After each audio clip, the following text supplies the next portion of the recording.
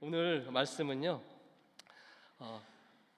너무 애석하게도 예수 그리스도를 그동안 잘 따르지 않고 그런 마음이 없는 분들에게는 좀 지루한 말씀이 될 수도 있을 것 같습니다. 그런데 예수 그리스도를 따르고 예수 그리스도의 제자로 살고 또 그렇게 되기를 원했던 분들에게는 위로의 메시지가 될 것입니다. 하지만 그동안 예수 그리스도를 따르는 것에 관심이 없었지만 그래도 오늘 이 말씀이 주님의 복음이라고 생각하시고요, 구원과 영생을 생각하시면서 이 말씀을 받으시면요, 놀라운 역사가 있을 것으로 믿습니다. 오리건주의 유진이라는 도시가 있습니다. 그 도시에 어떤 큰 회사가 사람들이 많이 다니는 곳에 대형 십자가를 세웠습니다. 사람들이 지나다니면서 굉장히 좋아했어요. 특별히 크리스마스 시즌 때 굉장히 좋아했습니다. 라이트를 달아놓고요, 너무 멋있고 지나다니면서 기분이 좋아지니까 굉장히 인기가 있는 그런 십자가가 됐는데요, 명물이 됐죠. 그런데 유니테리안이라는 그런 삼위일체를 부인하는 그런 교단에서 그 목사님이 소송을 제기합니다. 어떻게 십자가가 사람들이 많이 다니는 곳에 있습니까? 정치와 종교를 분리해야 되는 거 아닙니까? 그렇게 주장하면서 소송을 겁니다. 수를 합니다. 소송이 오래 진행되고 있었고요, 주 대법원까지 갔는데 주 대법원에서 놀라운 결과가 나옵니다. 어떻게 결과가 나왔냐면 저 십자가는 종교의 상징도 아니고 별 의미가 있는 게 아니에요. 정치, 사회, 문화는 더더욱 그렇고요. 그런 판결이 나왔다는 거예요. 그래서 그 십자가는 그 자리에 그대로 있게 되었다는 것입니다. 이 예화를 제가 읽으면서 너무 마음이 아팠습니다. 십자가와 상관없이 사는 그런 우리의 모습을 보게 되었던 것입니다. 기독교의 상징인 십자가가 이제는 종교의 상징도 아니라고 사람들이 생각하는 것 같았습니다. 그렇게 영향력이 줄어들었나? 십자가가 종교의 상징도 아니고 사회에 영향을 미치는 것은 물론이고 못 미치는 건 물론이고 기독교의 상징도 안 되는구나, 그런 생각을 하면서 너무 마음이 아팠습니다. 왜 그런 일이 벌어질까? 왜 그럴까요? 하나님이 이전보다 힘이 없어서, 힘이 더 떨어져서, 예수님이 2000년보다 더 힘이 소진해져서요? 그런 게 아니라 하나님은 똑같고 예수님은 똑같으시지만 그 십자가를 따르는 우리가 십자가를 진정으로 따르지 않고 동참하지 못하고 있기 때문에 이런 일이 벌어지는 것 같습니다. 오늘 본문 말씀을 보면요, 예수님이 무리에게 말씀하세요.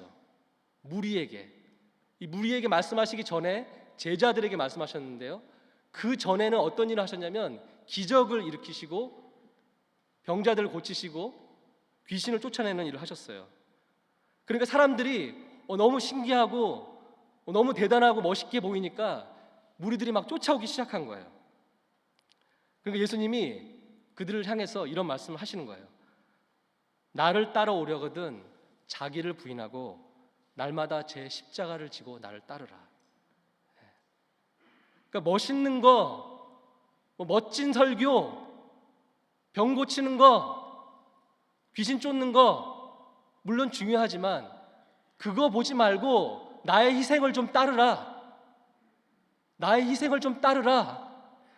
그렇게 예수님은 무리에게 말씀하고 있는 것입니다. 오늘날 기독교가 지금도 그 무리들이 많아요. 멋있게 설교하고 또 좋은 학벌을 가지고 있고 병을 고치고 막 금리빨이 생기고 막 뭐가 떨어지고 그러면 무리들이 막 몰려듭니다. 그게 무조건 나쁘다는 뜻은 아니지만 그것이 마치 전부인 양 무리들이 그런 분들을 쫓아다니고 있는 모습을 보게 됩니다. 그러기 때문에 오늘날 십자가가 오리건주의 유진에 있는 그 십자가처럼 힘을 잃지 않았나 하는 생각이 듭니다. 십자가 목걸이를 우리가 달고 다니고요, 십자가를 이렇게 집 안에다 걸어 놓잖아요. 그렇게 걸어놓고는 있는데 우리의 삶은, 저의 삶은 십자가와 상관없이 살 때가 얼마나 많은지 모릅니다. 멋진 것, 좋은 것, 그것만 쫓아다니다 보니까 예수 그리스도의 희생은 우리가 그저 무시하고 지나갈 때가 얼마나 많은지요. 예수 그리스도의 결론은 뭐죠? 예수 그리스도의 결론은 십자가잖아요. 그런데 우리는 그 십자가를 지지 않으려고 합니다. 방금 말씀드렸던 것처럼 예수님이 놀라운 일을 행하면 사람들이 막 몰려들었어요. 그가 놀라운 설교를 하면 사람들이 막 몰려들었어요. 수백 명, 수천 명씩. 병을 고치고 귀신을 쫓아내면 또 몰려들었어요. 그런데 십자가를 지고 나를 따르라 그러면 다 도망갔습니다. 심지어 제자들마저. 물론 감사하게도 나중에 제자들은 예수 그리스도의 부활을 보고 다시 돌아와서 목숨을 바쳐서 복음을 전했지만 십자가를 지기 전에는 예수님의 그 부탁을 이행하지 않았습니다. 오늘날도 이러한 현상이 일고 있는 것입니다. 그 이유는요, 기독교가 우리의 삶과 결혼과 은행의 잔고와 명예를 드높이는데 필요했기 때문이에요. 그러니까 예수를 위해서 값을 치르는 그런 종교라는 생각보다는 나의 좋은 것, 내 중심, 내가 필요한 것을 채우는 그 무엇이다 라고 생각하기 때문에 이런 일이 벌어지고 있는 것입니다. 이렇게 말하면은 또 질문이 생기죠. 그러면 십자가가 뭔가요 도대체? 십자가를 지라고 하는데 십자가가 뭔가요? 시어머니? 며느리? 말 안 듣는 자식? 건강하지 않은 몸? 재정의 어려움? 신분의 어려움? 십자가는 그런 게 아니고요. 십자가는 좁은 문으로 들어가는 것이 바로 십자가입니다. 주님의 걸었던 그 길을 걷는 것이 바로 십자가의 길을 가는 것인데요. 주님은 대로로 가실 수 있었잖아요. 예수님은 대로로 가실 수 있었는데 좁은 문으로, 좁은 길로 가셨습니다. 좁은 길은요, 사업장과 사업터와 직장에서 그리스도의 심장을 품고 그리스도의 윤리를 마음에 품고 걸어가는 것, 그런 것이 좁은 길이고 좁은 문입니다. 또 우리가 인터넷 요즘 많이 사용하잖아요. 어르신들도 인터넷에 엄청난 정보가 있는데요, 우리가 원하는 어떤 정보도, 좋은 정보이든 나쁜 정보이든, 좋은 컨텐츠이든 나쁜 컨텐츠이든 볼 수 있잖아요.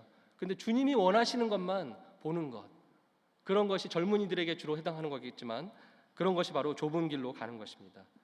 우리 아무리 어려운 상황이 있어도 진리와 함께 같이 가는 것, 그것이 좁은 길로 가는 것입니다. 또 좁은 길은 예수 그리스도를 믿음으로 인해서 우리가 비난받고 핍박을 받아도 감사함으로 나가는 것, 좁은 길로 가는 것입니다. 좁은 길로 가려면 어떻게 해야 되죠? 대로로 가는 건 너무 쉬운데 좁은 길로 가려면 나를 내려놓아야 합니다. 그래서 자기를 부인하라고 예수님은 말씀하고 계세요. 자기를 부인해야 좁은 길로 갈 수 있고 십자가의 길로 갈 수 있다고 예수님은 말씀하고 있는 것입니다. 자기 부인, self denial. 그것은 뭐냐면 내 중심, 내 중심 사고를 내려놓는 것을 말합니다. 어떻게 자기 중심 사고를 내려놓죠?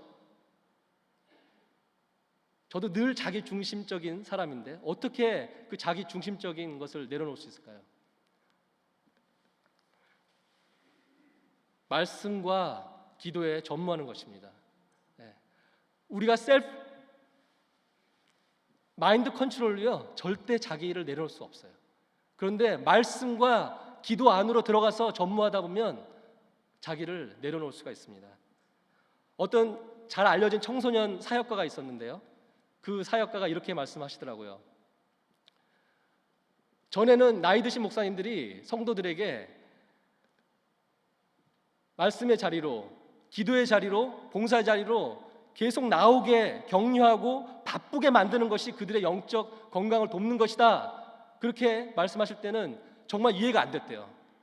아니 그렇게 교회 바쁘게 만들면 언제 공부하고 언제 일하고 언제 사업 운영하냐고 그렇게 생각했대요. 그런데 나이를 조금씩 들면서 사역을 계속 경험을 쌓아가면서 든 생각은 그냥 우리 자신이 내버려 두면 어디에 있든지 내 중심적으로 생각한다는 거예요.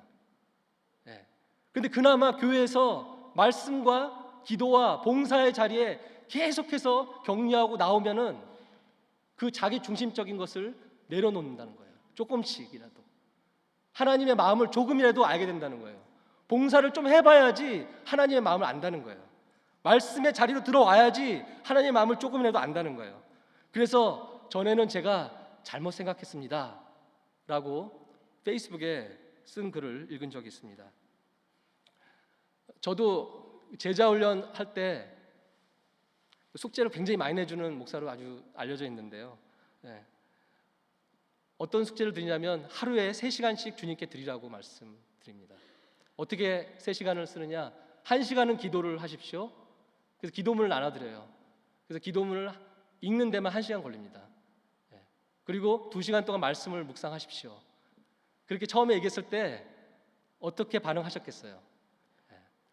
어떻게 내가 그렇게 합니까? 우리가 신학생입니까? 그렇게 반응하시더라고요.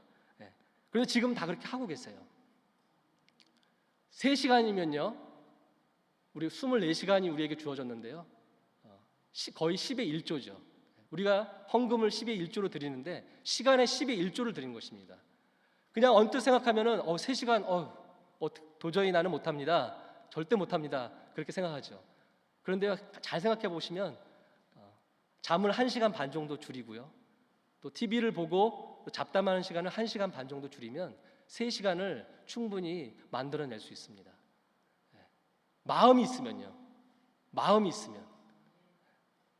근데 그 마음은 내가 먹는 게 아니라 하나님이 주셔야 돼요. 하나님이 주시면 그 마음이 생기더라고요. 그래서 막 새벽에 2시 반, 3시 반 그때 막 일어나서 말씀을 묵상하고 기도하게 되더라고요. 마음이 있으면 무엇이든지 할 수 있다는 것을 가장 절실하게 느꼈던 경험이 있는데요. 월드컵 축구 기간에 월드컵 축구 기간에는요 평소에 나는 새벽에 절대 못 일어납니다 하는 분도요 알람을 켜놓고 일어납니다. 그래서 맑은 정신으로 2시간, 3시간 동안 열심히 축구를 관람합니다. 그렇죠. 너무 많은 분들이 그렇게 하는 것을 제가 봤습니다. 그걸 보면서 제가 어떤 생각이 들었냐면 마음이 있으면 되는구나. 하나님이 마음 주시면 되는구나. 이렇게 할 수 있구나. 축구 경기는 단기간에 그렇게 하는 거니까 할 수 있죠. 그렇게 말하는 분도 있는데요. 축구 경기보다 하나님께 드리는 그 3시간을 매일 드리는 게 얼마나 귀하고 감사한 일입니까? 여기서 말씀드리고 있는 것은 중요한 것은 마음이라는 거예요. 자기를 부인하고 십자가를 질 마음이 있냐는 것이죠. 그리고 그 마음을 하나님께서 주셨냐는 것이죠. 솔직히 저도 그래요. 화려하고 멋있고 그런 것에는 마음이 갑니다. 눈으로 보이는 것에는 마음이 갑니다. 하지만 자기를 부인해 자기 십자가를 져 그런 것에는 솔직히 마음이 잘 가지 않습니다. 목회자들도 이렇게 힘든데 평신도들은 더 얼마나 힘드시겠어요. 그런데 사도행전 6장을 한번 읽어보면요, 댁에 가서 한번 읽어보세요. 사도행전 6장에 보면요,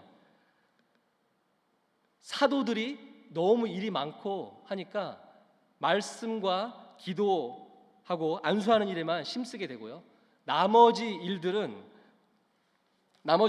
제자들이 맡아서 하는 그런 장면이 나옵니다. 목회자나 하는 게 아닌가, 그렇게 자기를 부인하고 십자가를 지는 것이 목회자나 하는 거 아닌가, 그렇게 생각하는 분들에게 적절한 말씀인 것 같습니다. 사도행전 6장 같이 하는 거예요. 자기 부인하고 십자가를 지는 것 같이 하는 것입니다. 자기를 부인하고 자기 십자가를 지려면요, 제자가 먼저 돼야 돼요. 제자가 되려면 자기를 부인하고 자기 십자가를 져야 합니다. 누가복음 14장 27절에 예수님이 오늘 본문과 비슷한 말씀을 하고 계십니다. 한번 같이 읽어보도록 하겠습니다. 시작. 누구든지 자기 십자가를 지고 나를 따르지 않는 자도 능히 내 제자가 되지 못하리라. 아멘. 예수님이 오늘 본문에서 비슷한 말씀을 하시는데요.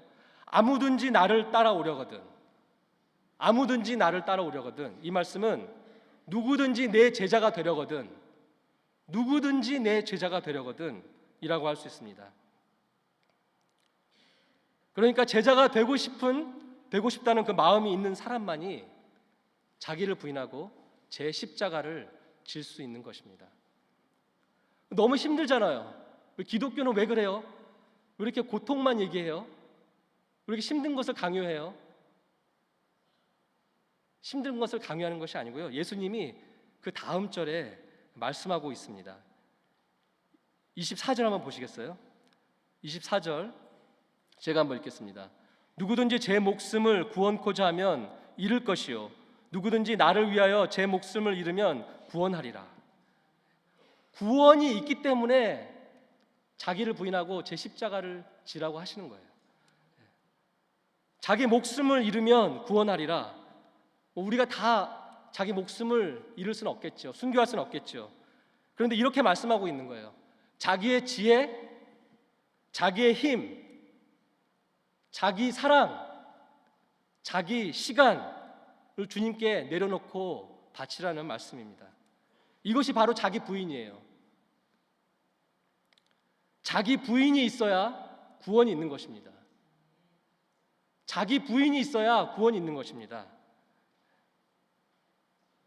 자기 부인의 반대말이 뭔지 아세요? 자기 부인의 반대말은 자기 주장인데요. 자기 주장을 하면 자기가 주장될 것 같잖아요. 그런데 자기를 주장하면 자기가 자기를 부인한대요. 헷갈리시죠? 자기를 주장하면 자기가 자기를 소외시켜 버린대요. 그렇게 되면 어떤 현상이 일어나냐면, 이 얘기는 제 얘기가 아니라 신학자들의 이야기입니다. 정신병, 불안증, 신경증 같은 것이 오게 된다는 거예요. 자기를 너무 주장하면 그렇게 된다는 거예요. 그런데 자기를 부인하면 이런 것에서 해방된다는 겁니다. 자기를 부인하면. 자기를 부인하면 무엇을 주신다고요? 첫 번째, 구원을 주시는 거죠. 두 번째, 방금 말씀드린 것처럼 자기를 잃지 않게 해준다는 거예요. 자기를 잃지 않게 해준다는 거예요. 25절 한번 보시겠어요? 25절, 오늘 본문의 25절 말씀을 보시면, 사람이 만일 온 천하를 얻고도 자기를 잃든지 빼앗기든지 하면 무엇이 유익하리요? 자기 부인은 자기를 잃지 않게 해줍니다.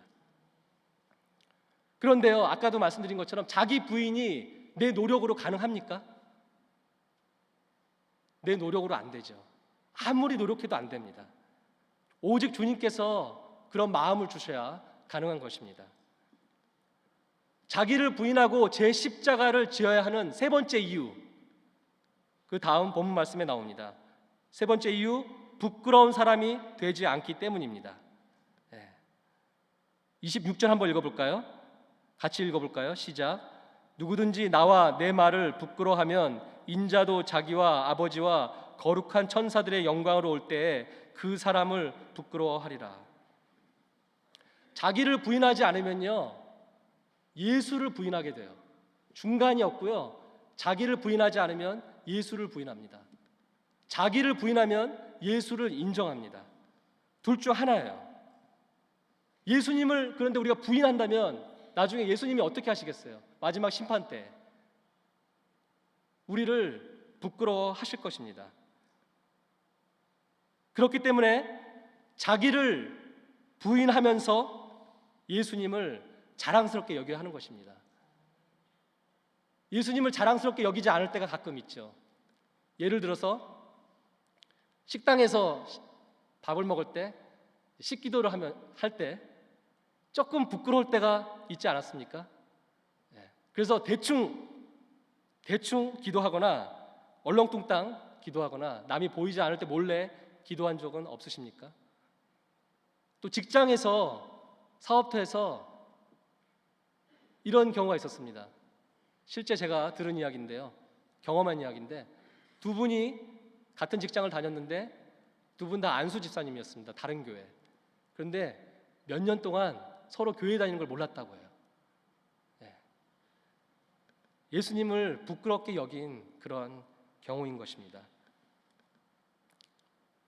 좀 말도 안 되는 일이죠, 사실은. 그렇죠? 자기 부인을 하지 않으면요, 예수님을 자랑스럽게 여기지 않으면 예수님도 우리를 부끄럽게 여긴다고 하셨습니다. 그리고 또 믿음 생활을 10년, 20년 했는데 전도 한 번도 안 하는 그런 놀라운 기적을 보이시는 분들이 많이 있습니다. 예. 전도 한 번도 안 해요. 왜 그럴까? 왜 그럴까? 예수님이 그렇게 자랑스럽지 않은 거예요. 자랑스러우면요, 막 소개하고 싶어요. 내가 이 사람이 자랑스럽고 그러면 막 데리고 가서 막 소개하잖아요. 그런데 부끄럽게 여기는 거예요, 사실은. 예. 로마서 10장 11절에 이런 말씀이 있습니다. 성경에 이르되 누구든지 그를 믿는 자는 부끄러움을 당하지 아니하리라 하니. 부끄러움을 당하지 않는다는 것은 심판 때에 구출을 받는다는 것을 의미합니다.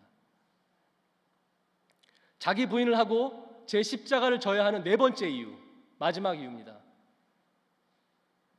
하나님 나라를 볼 수 있기 때문입니다. 마지막 절에 보시면요, 내가 참으로 너희에게 이르노니 여기 섰는 사람 중에 죽기 전에 하나님의 나라를 볼 자들도 있느니라. 그 홀맨 주석 시리즈라는 것이 있는데요, 이 주석 시리즈에 누가복음 주석을 쓴 버틀러라는 분이 다음과 같이 썼습니다. 베드로의 메시아에 대한 고백은 하나님 나라를 이끌지 않았다. 제자들의 성공적인 설교가 치유 사역이 하나님 나라를 보게 한 것은 아니다.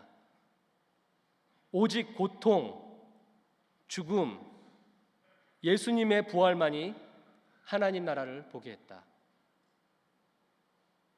오직 고통, 죽음, 예수님의 부활만이 하나님 나라를 보게 했다. 십자가로 가는 길은 바로 예수님의 그 길에 참여하는 것이고요. 그 예수님의 길에 참여하면 하나님 나라를 보게 된다는 그런 말씀입니다. 자기를 부인하고 제 십자가를 지면 하나님 나라를 보게 되는 것입니다. 결론을 맺도록 하겠습니다. 자기 부인을 하지 않고 십자가를 지지 않으면, 자기 부인을 하지 않고 십자가를 지지 않으면 예수 그리스도의 제자가 아닙니다. 그리고 예수 그리스도의 제자와 교회를 다니는 것은 겉모양은 비슷한 것 같은데 실제로 같지 않습니다. 예수 그리스도의 제자가 되지 않고 그냥 교회를 다니는 것은요, 공사를 할 때 기초를 쌓고 더 이상 아무것도 안 하는 것입니다. 예수님이 그 말씀하고 계세요. 예수님이 누가복음 14장 29절 30절에 이렇게 말씀하고 있습니다. 같이 한번 읽어볼까요? 시작. 그렇게 아니하여 그 기초만 쌓고 능히 이루지 못하면 보는 자가 다 비웃어 이르되 이 사람이 공사를 시작하고 능히 이루지 못하였다 하리라. 네. 교회만 다니고 자기를 부인하지 않고 십자가를 지지 않는 사람들에 대한 예수님의 말씀입니다. 기초 공사를 시작하셨으면 공사를 완공하시길 바랍니다. 근데 너무 감사한 건요, 예수님이 하나님의 그 은혜로 시작한 공사를 완공하기를 기다리고 있다는 거예요. 자, 한번 해봐. 그게 아니라 간절히 기다리고 있다는 것입니다. 십자가를 나는 못 지겠어요.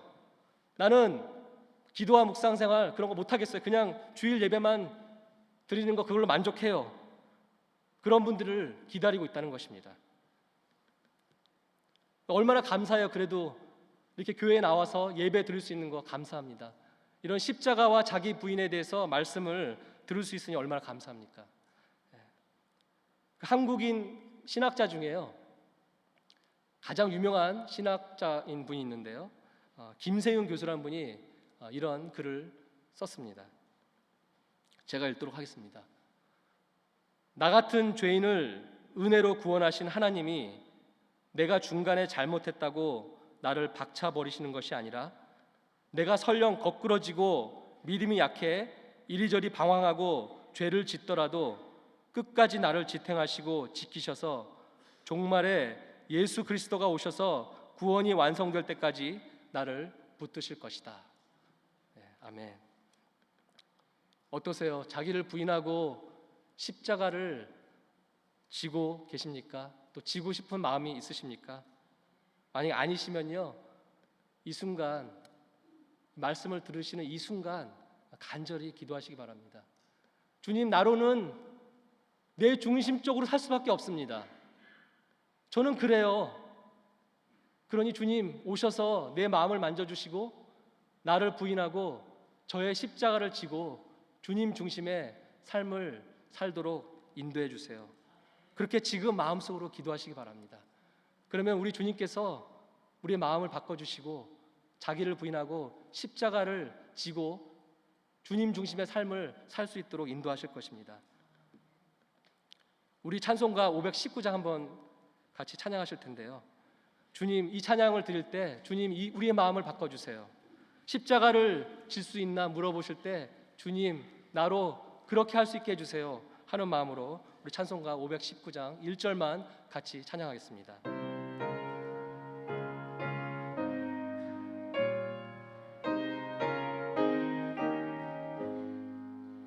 십자가